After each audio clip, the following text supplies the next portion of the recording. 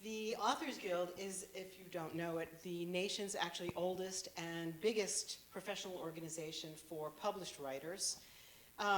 They're concerned mostly with advocacy for working writers in all genres. They do things like they offer legal services, vetting contracts if you need help with that. They advocate for copyright laws and avoidance of copyright infringement in DC. And currently, of course, they're consumed now with how to avoid infringement on original writing by AI and all of that very tangled web. There are some brochures outside on the table, immediately outside the door, about the Guild, as well as some other free materials about the library and several other things outside, as well as some of the books that you'll hear about today by our panelists. Our panel today is titled with a nod to the great Joseph Campbell, the writer with 1,000 faces, creative imagination, cultural responsibility, and inhabiting different worlds. Our goal, though we can't promise that we'll actually have an answer of any definitive kind at the end of this, is to explore questions around what happens when a writer's imagination and creative drive cross into worlds and identities that lie outside expected cultural parameters. Taking that, hopefully not too perilous journey with us today are our 4 panelists.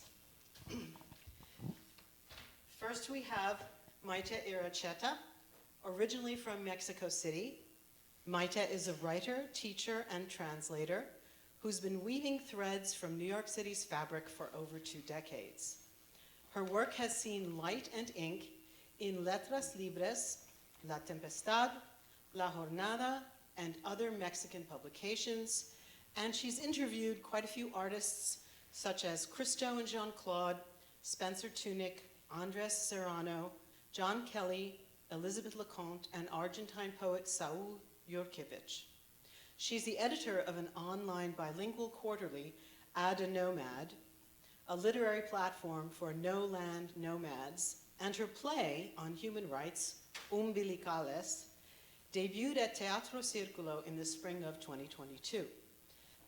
Maite teaches language and culture in Spanish and Mexican literature in English and lives in Brooklyn with her daughters. Next we have Jennifer Shu. Jen is a translator from Spanish and an assistant editor at New Vessel Press. Her work has appeared in New England Review, The Common, and Words Without Borders, to name just a few. And her work has been supported by Cornell's Institute for Comparative Modernities, the Fulbright Program, the National Endowment for the Arts, Princeton University, and the University of Iowa. Jennifer's translation include Julia Wong Combs' chapbook titled Vice Royalties, and Augusto Higa Oshiro's novel, The Enlightenment of Katsuo Nakamatsu, which has just been published in this year and is available outside along with several other works after the panel. We are very glad to have Roberto Carlos Garcia. Roberto writes about the Afro-Latinx and Afro-diasporic experience. His work has been published widely in places like Poetry, The Root, The Breakbeat Poets, Volume 4, Latin Next, and elsewhere. He's the author of 4 collections of poetry, Melancholia, Black/Maybe, an Afro-lyric, Elegies, and the recently published What Can I Tell You?, the selected poems of Roberto Carlos Garcia. His collection of essays, titled Traveling Freely, will be out next year from Northwestern University Press. And Roberto is also the founder of Get Fresh Books Publishing, a literary nonprofit. And last but not least, by any means, we have S.J. Roseanne, whose 18 novels and more than 80 short stories have won multiple awards, including the Edgar, Seamus, Anthony, Nero, and Macavity Prizes, as well as the Japanese Maltese Falcon. She's been honored with Life Achievement Awards from both the Private Eye Writers of America and the Short Mystery Fiction Society. Many of her stories have appeared in various best of collections, and she's edited 3 anthologies. Welcome to you all, and thank you for joining us today.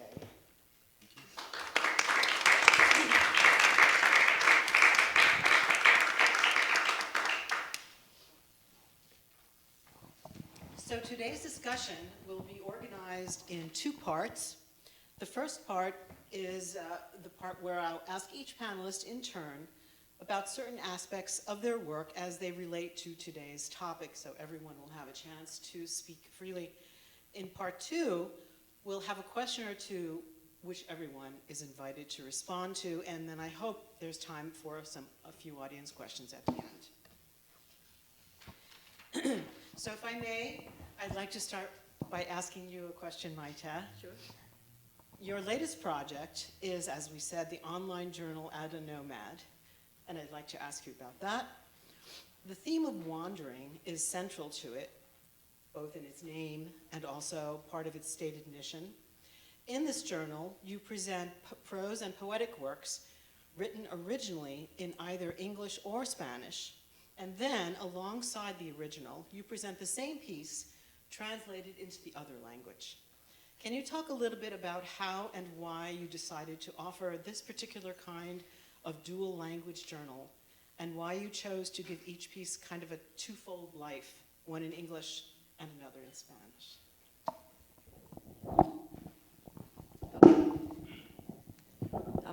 Hi, let me just get this. Yes, should I hold it? Okay, thank you. Well, thank you for being here. Thank you, Kathy. Yes, well, the idea of Ada Nomad, this online journal, started during COVID, at the peak of COVID. At the time, I have to say more or less what the context is, because this triggered the idea of Ada Nomad. Well, maybe it started as a dream many years ago, unconsciously, just to be able to have this type of journal. I'll explain why. But at the time, I was reading two books that were very influential. One being by Karl Ove Knausgaard, My Struggle. It was the last volume of his, the sixth book. I had read the first five, but then I waited for a few years to read the last one, which is 1,000 pages, maybe more. It's autofiction, and so it's the story of this male, white, Norwegian man in the 21st century, about his struggle, with how he's struggling with existing. And then a very similar book was Rosi Braidotti's, who's a philosopher. She's a contemporary philosopher. I was reading A Nomadic Theory and Posthuman Feminism. So these were just very, very different books, very different texts. One was autofiction, everything from the eye, the other one was proposing a new route for whatever we're transitioning for. The idea of the posthuman, according to Braidotti, is that we have finished, we're ending an era of humanism that comes back, we've been on that era for hundreds of years already, in which man is at the center, but particularly, the white male European at the top of the pyramid. And it's all in a vertical hierarchy. Whereas the posthumanism is proposing bringing down that verticality to make it horizontal. In the way where humans and animals and plants, in this case the whole planet, will be on the same level. We're playing on the same field, and we need to respect each other, and we need to rethink each other differently than the way it used to be. So in a way, I felt like, okay, I'm done with humanism, with Knausgaard. Now I'm going to go to post-humanism with Braidotti and try to refrain my brain around this.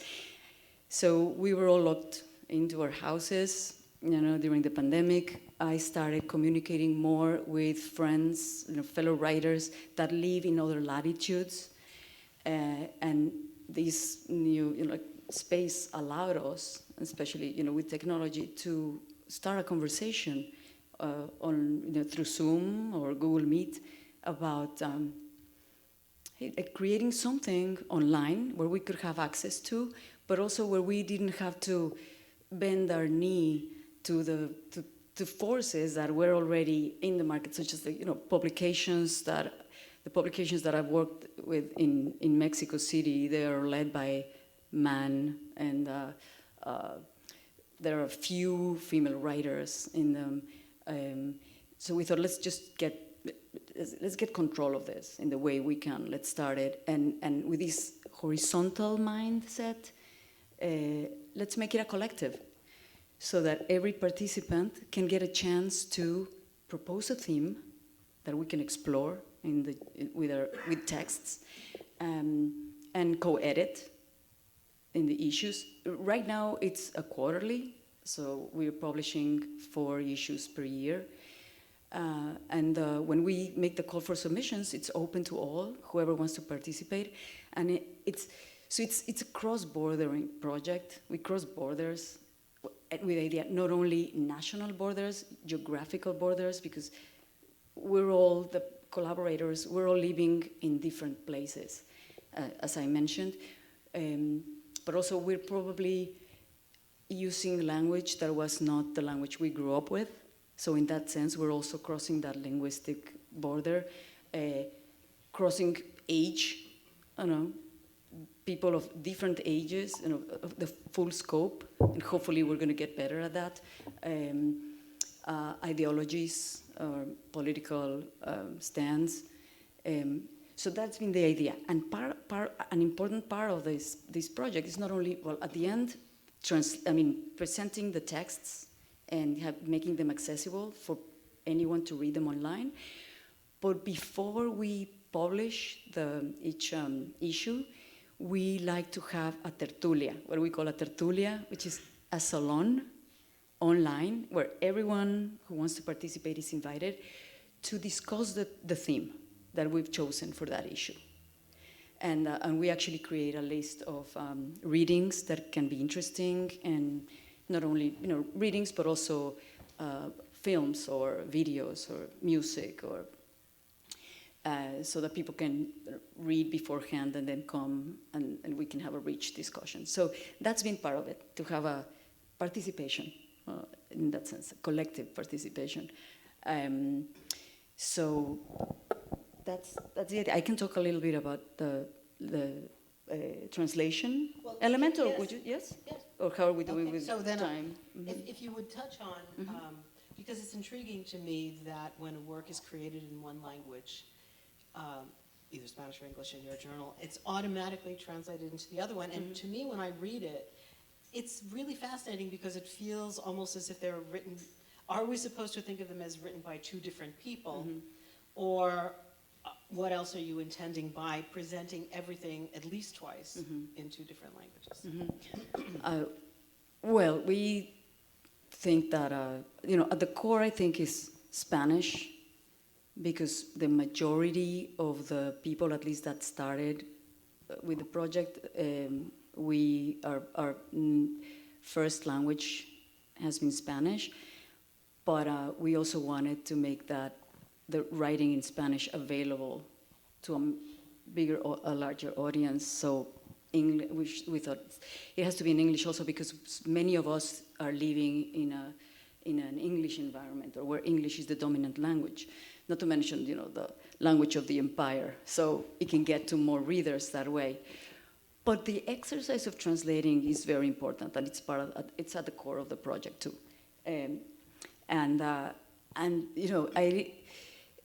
If translators have never really received the credit that they should get, and maybe if we go back to this, and allow me these geometrical images, of the verticality, horizontality, but if the translator has always been in this vertical hierarchy, like a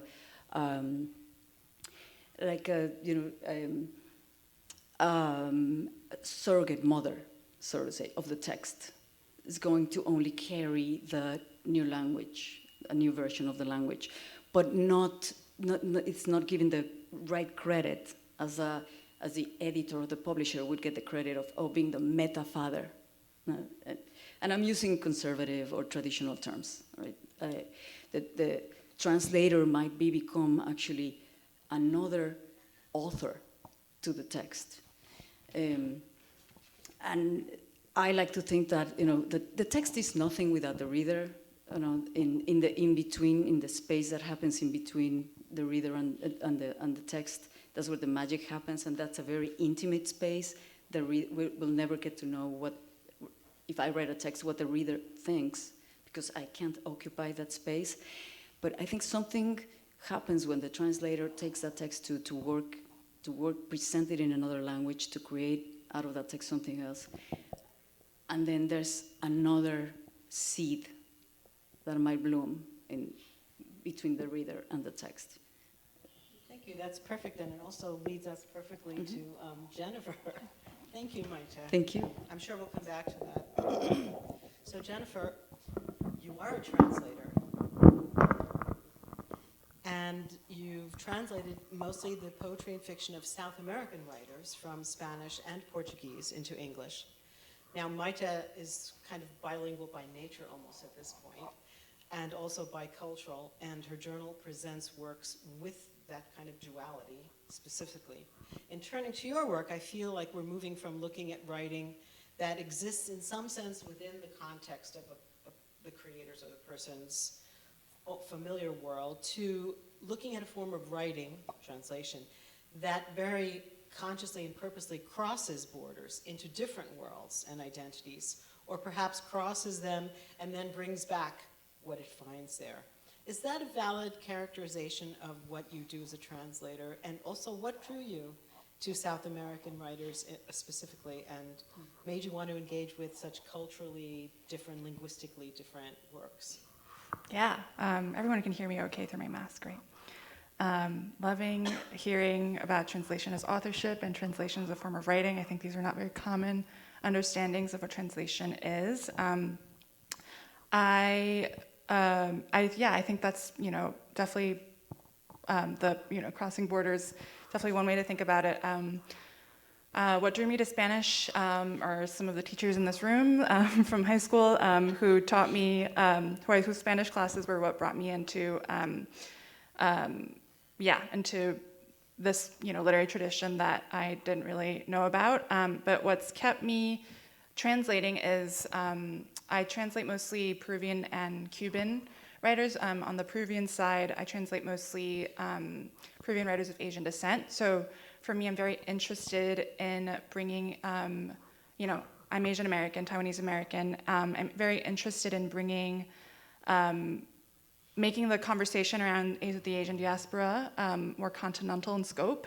I think there's an inwardness in how we understand Asian Americanness here in the US that ultimately doesn't make sense because the diaspora is far-flung, and there, lots of, if you look at Brazil has the largest Japanese population outside of Japan, right? So like these are not things that we're often talking about in Asian American conversations here in the US. So that's sort of part of my aim is to help facilitate that conversation a little bit. Oh, I didn't know that. That's very fascinating about Brazil. So how is it fair to ask how you choose, if you choose, which works or writers to translate? So do you have to feel that affinity or connection between either the author or the work itself, or is it just a question of admiration or something else?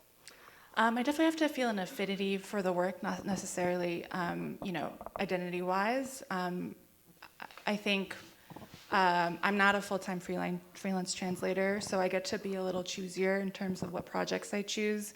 And it is a big commitment, right? Like I often end up doing lots of uncompensated labor, like helping to publicize the book, getting a publisher for it, often acting as a sort of unofficial agent for the writer, especially because a lot of the writers I work with are not in like literary cultures that are very agented, so it's a little harder to sometimes to get your books through the door here in the US. So yeah, I definitely have to really believe in a work, really resonate with it as a reader, also find it interesting, and that's come in many forms. Whether it's Julia Wangkom, who's Peruvian of Chinese descent, Tucson, or Augusto Hiyoshiro, whose novel I translated and that's coming out this month, who's Nikkei, he's Peruvian of Japanese descent, Okinawan descent, but also writers who aren't part of the Asian diaspora per se. Some of the Cuban writers I translate definitely. I think I've noticed that there's in terms of the writers I've stuck to, there's sort of a liminality in their work, that whether it's because one of the writers I translate, Ana Lidia Vegaserova, she's her parents were Russian and Cuban, and she grew up mostly in the former USSR and now lives in Cuba, or obviously being part of the Asian diaspora in Latin America, there's also an in-betweenness there, but that's definitely something I've noticed as a pattern in the works I'm drawn to. So then I'll ask a dangerous question, because of course the diaspora is everywhere, and do you think you would ever be interested in devoting yourself to another language as the way you've devoted yourself to Spanish, and becoming as fluent as you are in Spanish, and then assuming that role in whatever language that diaspora branch was in? Or is there something about Spanish per se that you don't think can be replicated for you? Yeah, I think I try not to romanticize, any particular languages over others. I think it's sort of an accident of my schooling, and a very happy accident. I'm very, happy to have landed where I am. But I'm also a heritage speaker of Mandarin, and that's sort of another conversation that is quite lively. The relationship to the heritage language. I'm much more fluent in Spanish than I am in Mandarin, and know much less about Chinese language literatures than I do about Peruvian or Cuban literature. So I think, I think it would take a lot of work, and there's so much to do still, and sort of my little corner that I've carved out for myself. That, but if I had more time, certainly. Would love to, always learn more and immerse in more context. Yeah. Thank you so much, and thank you for touching on the idea of diaspora, because of course that leads beautifully into what Roberto may have to tell us. Roberto, your poetry, has been described by critics as imbued with the realities of grief, loss, and the quest for identity. Identity is especially central to your collection titled Black/Maybe, an Afro-lyric. In that collection, you inhabit and write from multiple facets of your own identity, as Dominican, as African, American, Black. At the same time, you show how others, including members of your own family, won't or can't acknowledge that these identities can actually coexist in one person. These naysayers appear to insist that you and everyone else has to decide on one thing to be, and then view the world from that single vantage point. Is that a fair characterization of what you do in that space? And can you talk about that or correct what I said? You guys can hear me, right? That's good. For the live stream. For the live stream, yes. I tend to project because I'm a teacher, so I'm always shouting to keep my students awake. You know what? I'll just grab. There we go. So it's fascinating because when I think about your work, Jennifer, right, and I think about that Asian diaspora that's spread out all across South America and the whole world. I think about my own writing and how I'm exploring that colonial period and post-colonial period, and the either forced migration, right, through various slave trades, or whether the migration was forced because conditions were created that forced people to migrate in order to find work, and then how it leaves cultures fractured, in a sense, where you have one part of a culture now residing somewhere else. And so, for my experience, being Caribbean, because even though it's a country that's considered a Latinx country, it's in the Caribbean.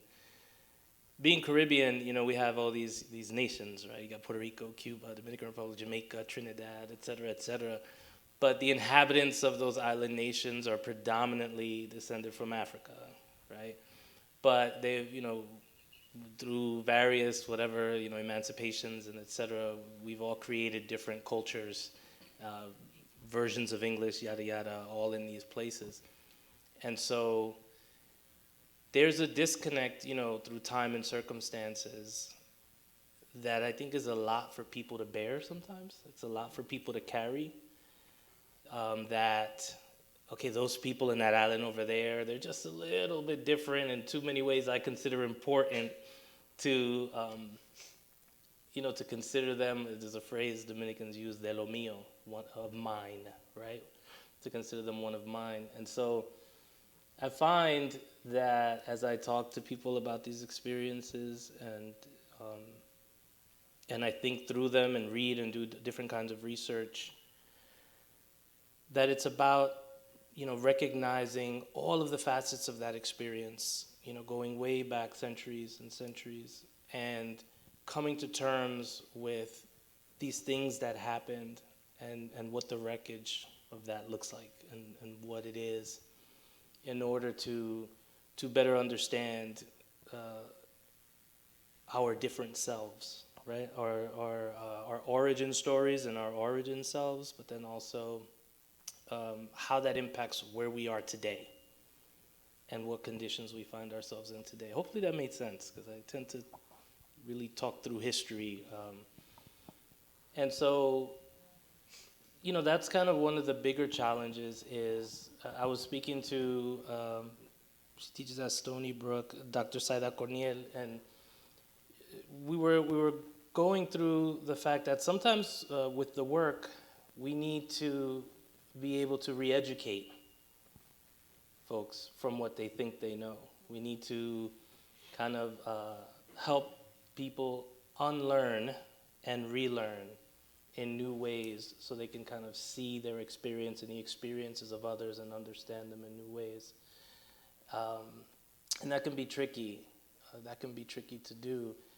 But I think if people read the work and they come away with questions, I don't remember this that way. Is this, is this really true? So, case in point, something I like to do is to sprinkle a little bit of the Afro-diasporic experience into my work. So not only narratives that can be tied to personal experiences or the experiences of my community, but also the experiences of other Afro-diasporic people to demonstrate where these intersections lie, how we are all kind of experiencing the same thing for the same reason because of this colonial, post, and neo-colonial experience, right? And so a lot of people, they'll say to me, well, I didn't know that, black people in England were going through this, or I didn't know that there were, Africans in Israel, or, Africans in all types of places kind of experiencing these strange things. And so, again, that's another way of kind of re-educating that we have all these similar experiences, we just don't recognize it. I'll end that. I had a student of mine, she called herself a mutt, but I said, don't do that, right? You tell me like what. So she's like, okay, Irish and German. And we have a little project that we do where I say, just find your ancestry as far back as possible. Just find it. And one of the things she found about her Irish ancestor is that they smuggled aboard on a ship and came into the U.S. As today we say undocumented, right? I don't know what they said back then, but they smuggled aboard a ship, and that a German ancestor was fleeing, violence, male, familial violence, and came to the U.S. And I said, look how similar those stories are. I said, now what was happening socially, politically, in that time that kind of instigated those things, right? And so how, identity-wise, speaking of identity, that identity, and I don't want to say a victim, but that identity of, a person whose body and space are violated, right? That identity of a targeted person. How does that then intersect with the people that you know in this classroom? I said, me as your professor, right? So it was very eye-opening. And so I think that one of the wonderful things about digging into your own history and exploring these facets today we call, exploring identity, personal identity, etc. You find that there's also a political identity historically that we each have, and we always share, no matter where in the globe you come from. So very roundabout answer, sorry, but hopefully that touches on it. It's fascinating. So when I was reading a lot of your poems for this, the whole generational thing was very interesting to me, and you sort of writing, or the voice in the poems, writing as almost a new person who was acknowledging the multiplicity of his identities and emerging for the first time, and trying to be seen, but also looking down the line. There are at least several poems in there about a baby's child. And I just wanted to know what, looking down the line into the future, can you talk about that? How you can write about that? Oh man, I was talking. Not a hard question. No, I just say because I'm a very bad person to ask about the future because, and I have kids, so I'm hoping that the future is, I'm fighting for a much better future, but, I'm all dystopia'd out right now, and the literature is dystopia to the max, and I'm like, we're living dystopia. We don't need to read any more fiction about dystopia, but I'm trying to figure that out. I'm just going to be honest. I'm trying to figure that out. Not only for the sake of my own writing, so it doesn't veer too deep into pessimism, but I think also to give my kids a way forward into what the future will look like. As far as, I think my exploration, I keep looking to not just my history or the history of my people, etc., the history of our species, in order to see what is possible. A question that came up when I was talking to someone is, can we have a bloodless revolution? Can we have a kind of bloodless sea change? Only in Czechoslovakia. Right. I mean, see? But man, if it was done there, I tried, because I think, we've reached a point where we're just wild. Right. So yeah, I don't know. I'm trying to figure that out of what it looks like down the line. I think that hopefully there's so much literature out there that's teaching us how history has shaped our present and who we are now, that it becomes a very common understanding to realize that we can relate to each other based off of we can connect with each other. Let me say that, because that word relate gets on my nerves sometimes. We can connect with each other and be better humans with each other based on those identities, some of which we share, some of which we don't.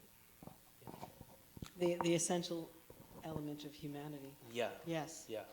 Well, again, a perfect segue to our next panelist, SJ. Last but by no means least, your detective and crime novels encompass a variety of protagonists, but one of them is particularly relevant to any discussion of identity, today's or at any time, and that is Lydia Chin, a Chinese-American woman detective that you've created, who solves puzzles with her partner Bill Smith, a white American man. Along with seeing Lydia chasing down, clues and solving these riddles, we get a very rich portrait of her personal life, including her complex, to say the least, relationship with her mother. I'd like to ask you how you came to create Lydia and why you chose to center many of your books on her and her very unique world. Okay, I have to, see if I can do this in 5 minutes, because this is usually a 45-minute talk, because it's about the meaning of the private eye form. I'm a crime novelist, and everything I write is in one way or another involved with crime, but the series that Kathy's talking about is Lydia Chin, Bill Smith's series. It alternates the characters as narrators from book to book, so Lydia will narrate, and Bill will be the sidekick, and then Bill will narrate, and Lydia will be the sidekick.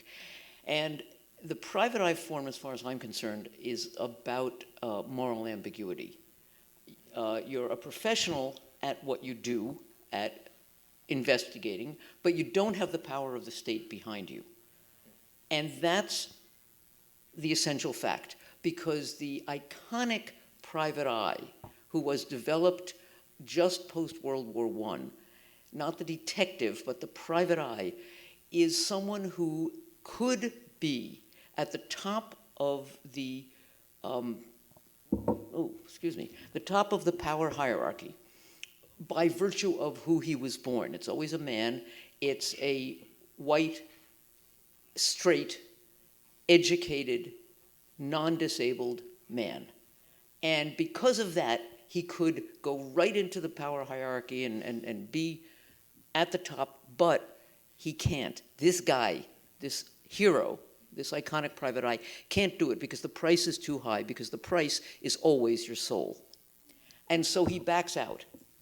And the heroic nature of that character is his refusal to participate and the power that grants him to see other people being sucked under by this power structure and to save them.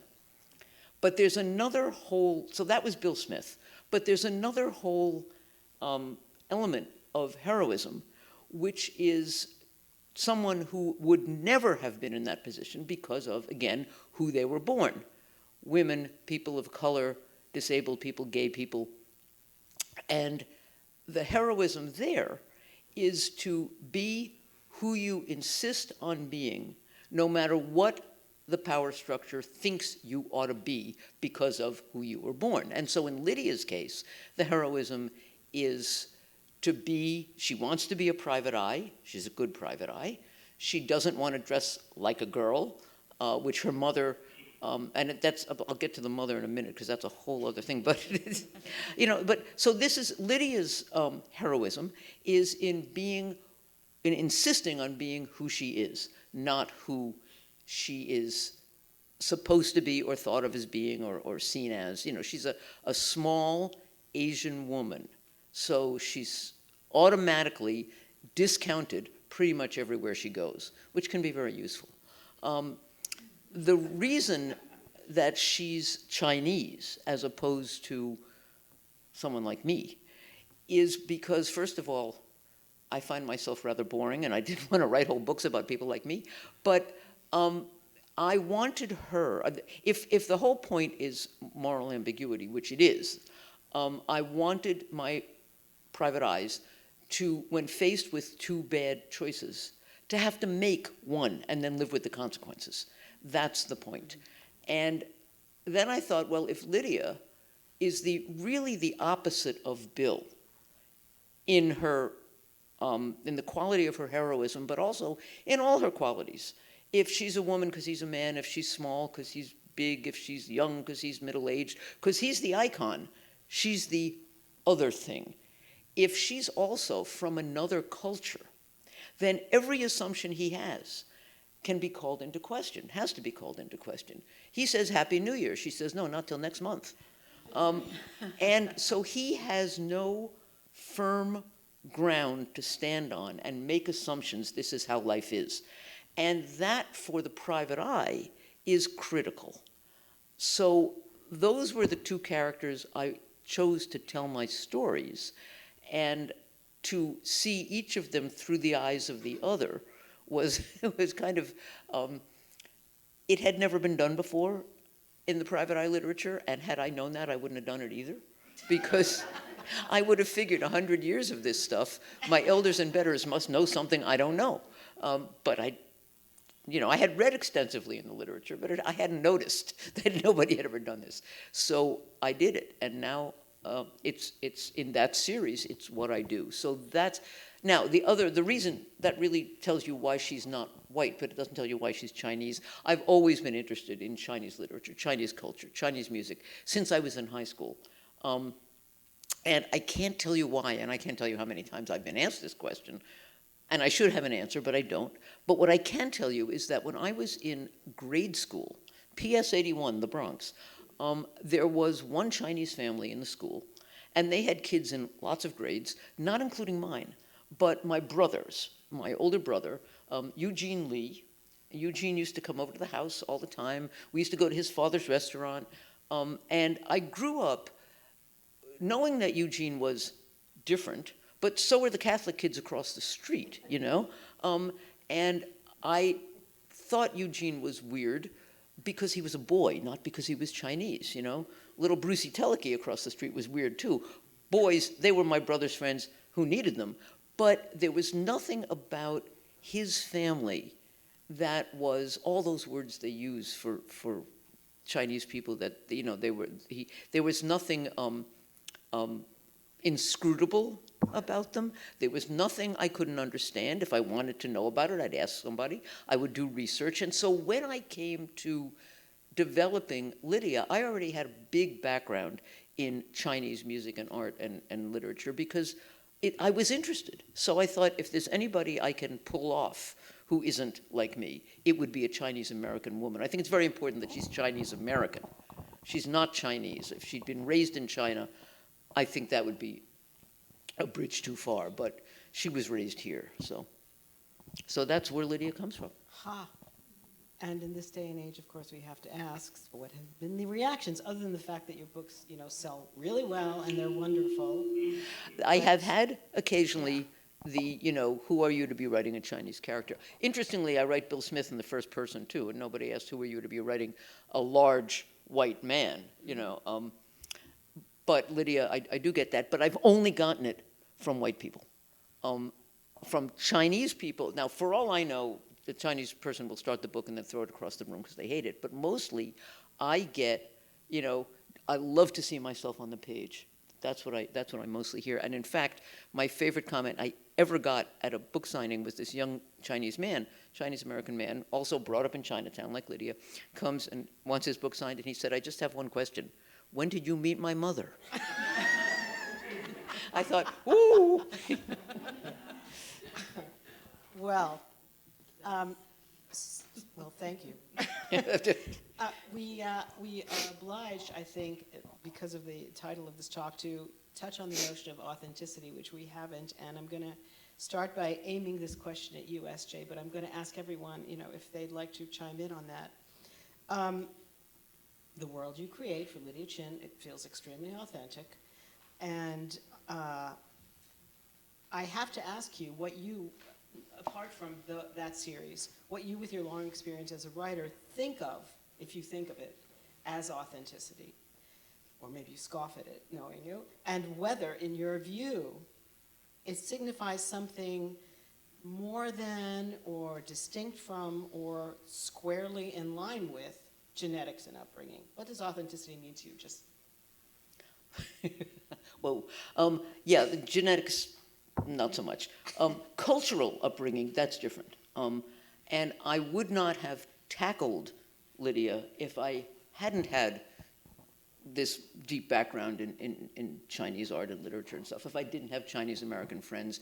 And I need to put in a word here in favor of sensitivity readers, because everybody, you know, is having a cow now that sensitivity readers are damaging our, you know, creativity and stuff.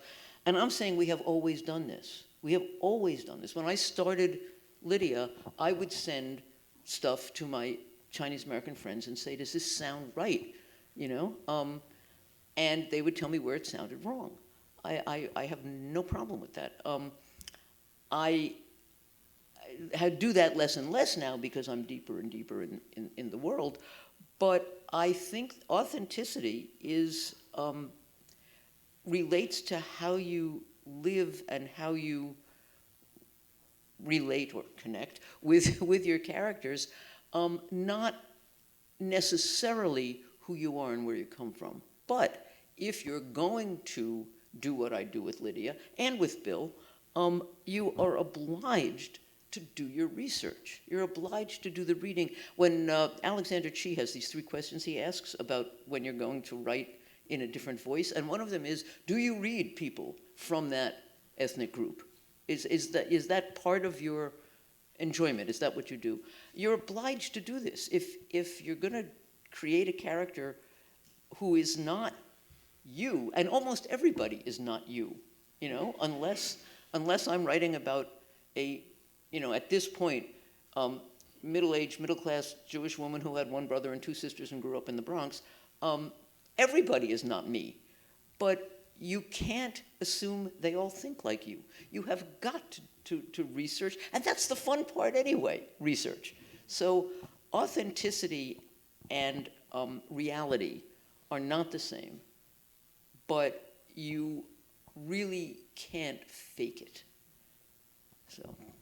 So if I can paraphrase, it seems like for what I'm hearing, maybe I'm wrong, is it's about the connection between the writer and the protagonist. And the character, right. And the character, And, yeah. and if you have that real connection, then the character can connect to the reader. Would anyone else like to dive into this murky pool? I mean, I just think that that's another crossing borders, no? Yeah, I mean, you're crossing a border of or reality, what we consider reality, and then fiction, and just meeting characters in this weird dimension. But I think that one artist, writer has to train the imagination, do the homework, do the research, and be skillful at your chisel, because if you're going to build a 17-foot David, then no one is expecting you to be 17 feet tall. So, but the homework has to be done. Also because you want to, as a reader, suspend your disbelief, believe in the story, immerse in it, and think that this can actually happen, no matter how dystopian or no matter how out of this world it can be, But or as Coleridge would put it, the suspension of disbelief, or just poetry.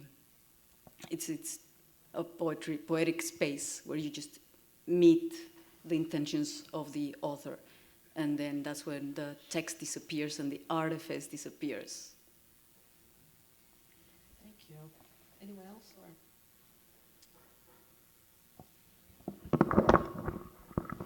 Yeah, I don't really know what authentic means. It's one of those words that's very slippery for me to try to pin down the meaning of. But I guess it's easier maybe in translation work to think like something that's more easily defined is like accuracy, even though it is also a very fraught idea. Like you can translate something wrong when incorrectly, right? Or you can translate something in a way that's ambiguous, because different readers have different interpretations. It can be ambiguously translated, but you can also just like mistranslate something. So I think very much on board with like doing your research. My friend, who's a poet, once used the term radical self-doubt, which I love, just like questioning every assumption I may bring to the page. And I have mistranslated things because I was thinking about a word, let's say in the wrong dialect of Spanish, right? Like chicharrón means different things in Mexican Spanish or in other Spanishes, right? So questioning the assumptions and doing your research, I think that's, how I try to approach accuracy as a translator. Very good. Yeah, when I think about the word authentic, I think about, food. Authentic Cuban food, right? Like, I don't necessarily think about art because we're creating a lie that's supposed to, approach reality to such an extent that people they're submerged in it, right?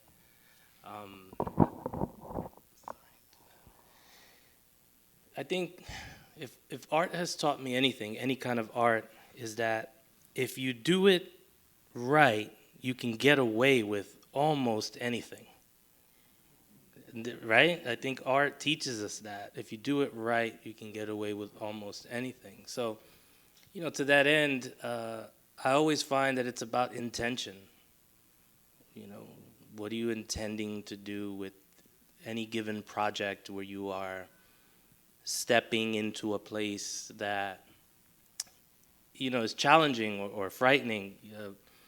I was listening to this interview Roxane Gay did in the New York Times with a couple of other writers. I think you sent us this link, and they were talking about American Dirt and and the backlash the author faced. And Roxane Gay put it very plainly. She said, she failed. That's why the book wasn't good, and she tried and it didn't work out. But there's some people who have tried and they've done it and it's worked. For whether they did their research, whether they were sensitive to what was going on, whatever it might be. So I always think about intent, and I think that I also then think about the language around that intention. How do you speak about these characters you invent? How do you present them? What do they actually become in the creation of this work? What function do they serve? I think when you start to break it down along those lines, you really begin to get a clear picture of, whether what you're doing or not, it will be problematic for people. If you can be honest, I think about that, right? So, one of the most, I think recently, we've heard a lot of women identifying writers, criticize the way men write women. And they're right, it's pretty bad. Right? It's pretty bad. And so you're going to keep, I think as a male identifying writer myself, we're going to keep failing. I know I'm going to keep failing at it. But as an artist, you have to push your boundaries. You have to try to encompass, humanity in your work, realistically, right? But again, it's the intention. What is the intention? And I think that can determine a lot for you. That will determine how accurate or inaccurate your work is. And I think that if you listen to yourself talk about the work that you're trying to do or the characters you're trying to introduce, very carefully and honestly, it can tell you a lot about where you are going wrong or not. Thank you for that, everyone. And I guess we may have time for one quick question.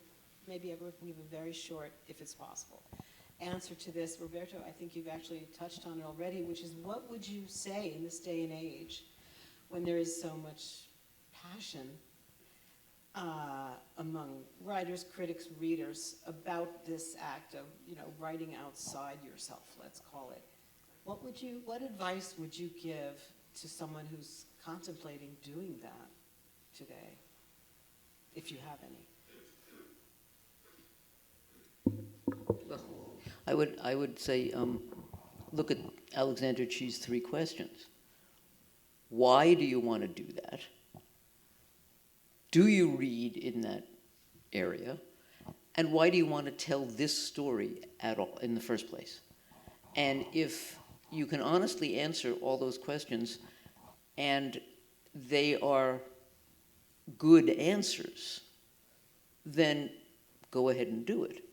But if you're doing it I edited an anthology for Mystery Writers of America, and we had open submissions in some of the categories, and we got one story from a white guy writing from the point of view of a Native American. And in his little introductory letter, he said, I know this is, kind of not done these days, but I think a writer should be allowed to do whatever he wants to do. And I thought, uh-oh. And I was right, it was not a good story, because he was writing it because he thought he ought to be allowed to write it, not because he had something really to say right there, right then, in that voice. So, if you can answer those questions and give yourself good, honest answers that make you more excited about the work instead of make you wonder about yourself, then I would say do it. I would never say censor yourself because the world might not like it. That's a whole other decision you have to make. But if you're really serious about why you want to do it and it makes sense to you, then do it. Thank you. Anyone else like to chime in? Well, I would say that among the readings I've been doing, and this Rosy Braidotti led me to Paul B. Preciado, who's a trans philosopher from Spain, but has lived in many different places. So with Preciado, thinking about modern ontology, how it defines identity. Like identity is being exactly what the self is. So it's identical, being the same thing. And Preciado says, what about viral ontology? So let's think of COVID, for example. What viral ontology would say is actually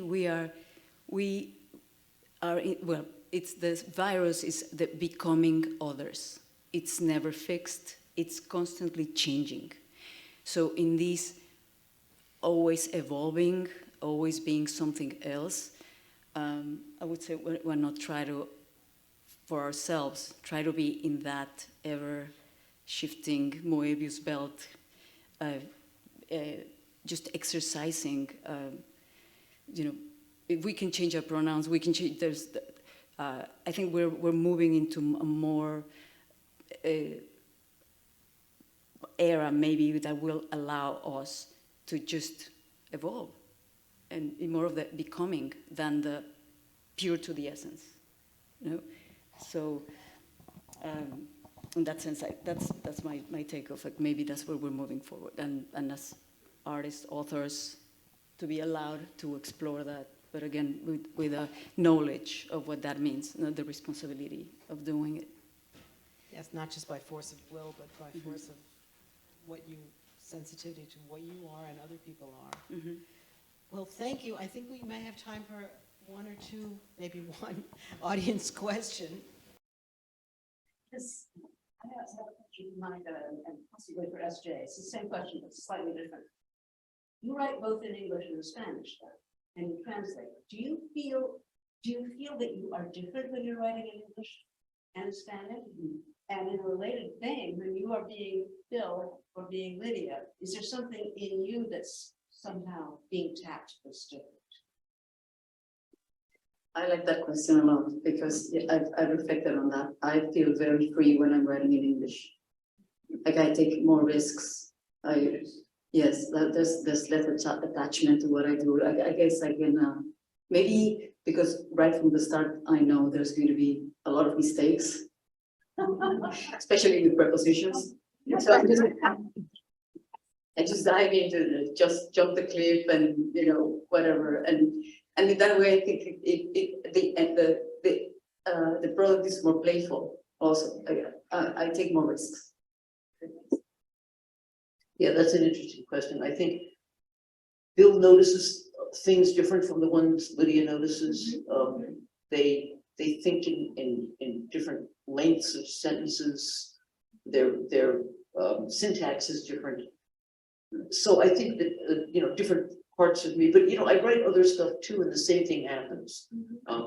a voice that I start. I have this new stuff now that I'm writing from the voice of again, a Chinese man in London in 1924, and he has sort of, kind of stick up his beard, it's a whole different voice. And when I write in that voice, I can't. He's only inadvertently funny. But I think that, yeah, it does tap into different parts of you. And I have the same question for you, because you have different identities. As one of them becomes larger than the others in something you write, do you feel different? Well, it's interesting. I don't know.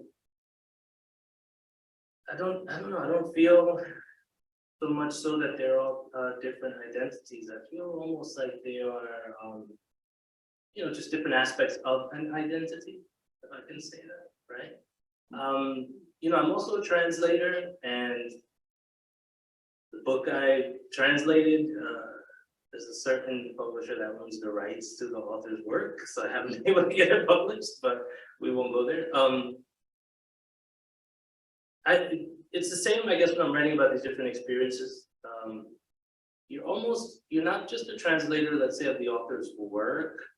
There's cultural cues and things that have to come over in the translation sometimes, in order to make what the work is saying make sense to us. In particular, if the poet or the novelist, the writer, is humorous or whimsical or picaros, I think that's a word we use in Spanish, right? If they're sarcastic in that way, how do we transfer that language-wise now? So you're also translating a place in time, language in a moment in time.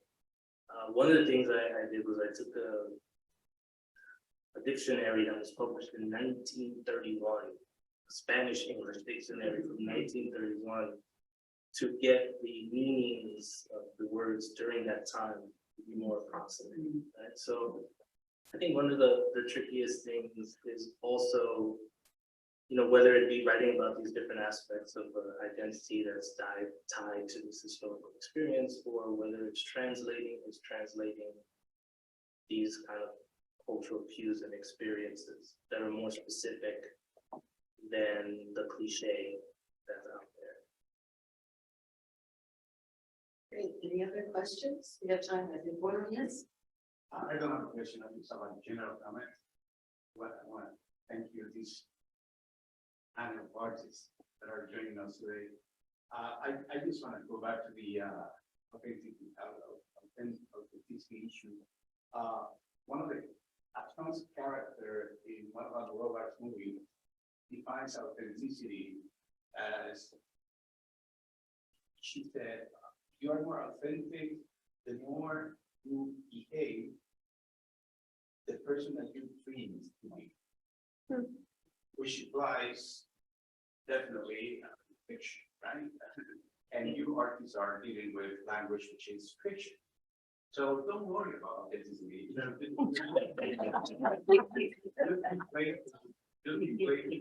Responsibly.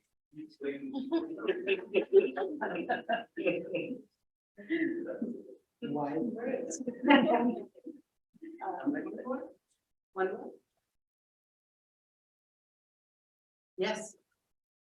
Yeah, I think you sort of hinted at this specter in the last 6 months of machine intelligence right at the beginning of something up. And one of the interesting dimensions of this is how machine translation has changed quite a bit. When I was growing up, it was a very common exercise to take some piece of text and put it through, a very generic, primitive translator, right? It was effectively a set of dictionary lookups, and you would step down through different languages, and the message would become higher entropy and more garbled.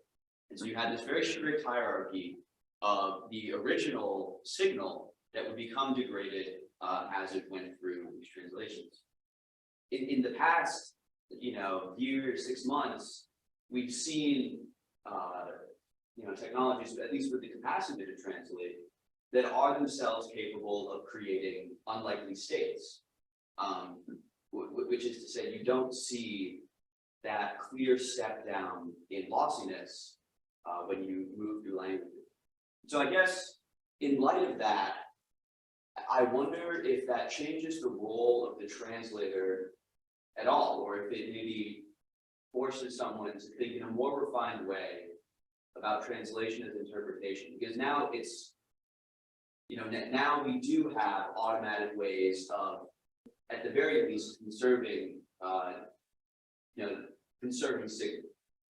And so, something I've been thinking about lately is that this maybe forces translation to become more of a, or at least brings to light the fact that translation is more refined art than it's sometimes given credit for.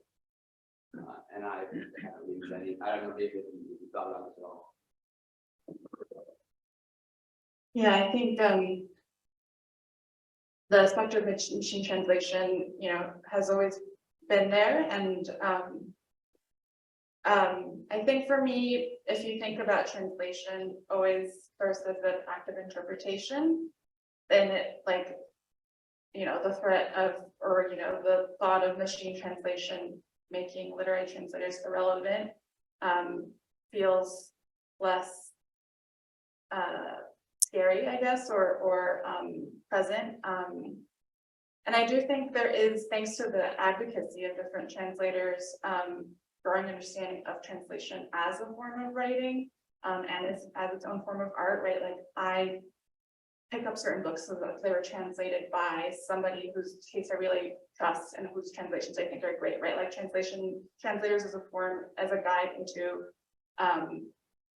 into what, you know, what you might want to read based on, you know, what you know their own tendencies. So yeah, I mean, I guess I think also, you know, machine translation is always trained on corpora of work that's been done by humans, right? So like, I don't know if one can really exist without the other, and like the imaginative leaps that are necessary, especially in translating poetry, but also in translating all sorts of literary work, I think.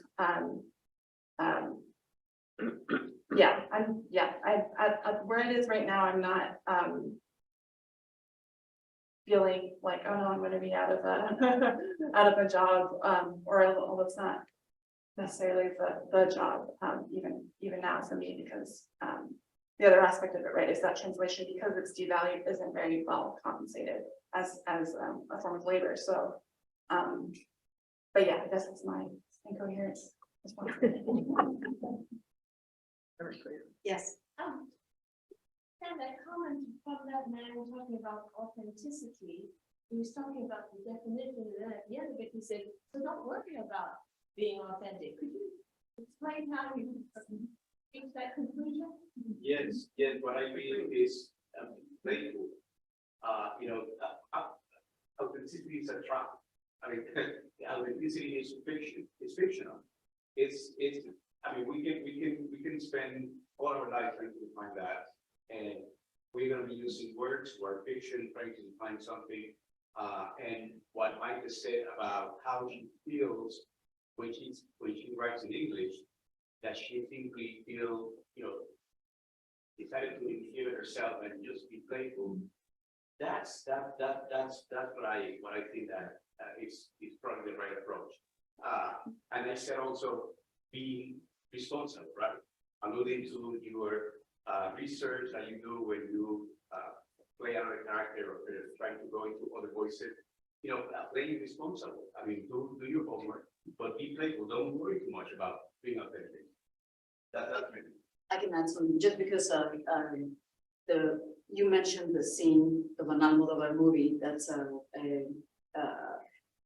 I know that scene very well, because it's this transgender person talking to an audience and saying that that he was born as not male, and then by ways of surgeries, she is now has a female body and identifies as a woman. So she starts telling the audience how much she invested in each part of her body with these surgeries. And she said, and I'm so happy I did that. You know, like I'm super broke now, but now I'm a more authentic version of the self that I always wanted to be. So I'm now closer to that idea of myself. What movie is that? This is Almodovar, all about my mother. Right. Mother, all about my mother.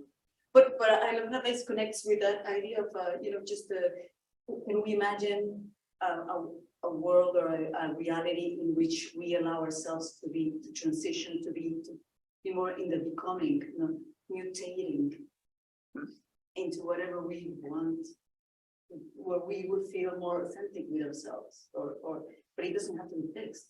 It can also be changing. We can be in our own diaspora of ourselves, shedding skin, and maybe have that approach with fiction.